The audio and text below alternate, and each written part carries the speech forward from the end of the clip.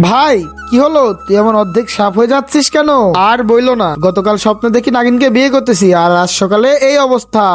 Hulk, লাল হাল্ককে অশুভ নাগিন শক্তি গ্রাস করেছে। ওকে বাঁচাতে হলে সেই পাতালপুরের নাগিন দ্বীপে তোকে যেতে হবে।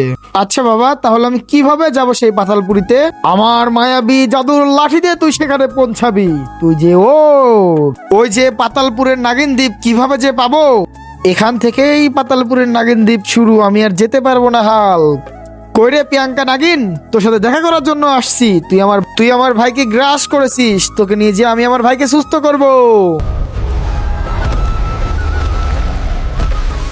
হারিস সবুজ হাল্ক, তুই ভুল জায়গায় আসছিস। সে একবার পাতালপুরি নাগিন দ্বীপে আসে, সে আর ফিরে যায় না।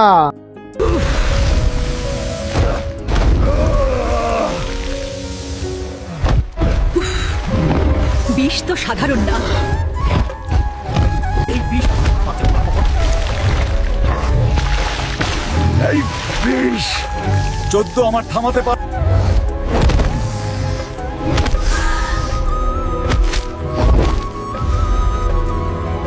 মাফ করতে পার। তোকে আমি মাফ করতে পারি যদি সবাই ভিডিওটি লাইক এবং সাবস্ক্রাইব করে। এই যে তান্ত্রিক বাবা নিয়ে এসেছে সেই প্রিয়াঙ্কা নাগিনকে। এখন আমার ভাইকে তুমি সুস্থ করে দেবা। এবার পুরোপুরি সুস্থ হবে আমার ভাই। ভাই তুই চিন্তা করিস না।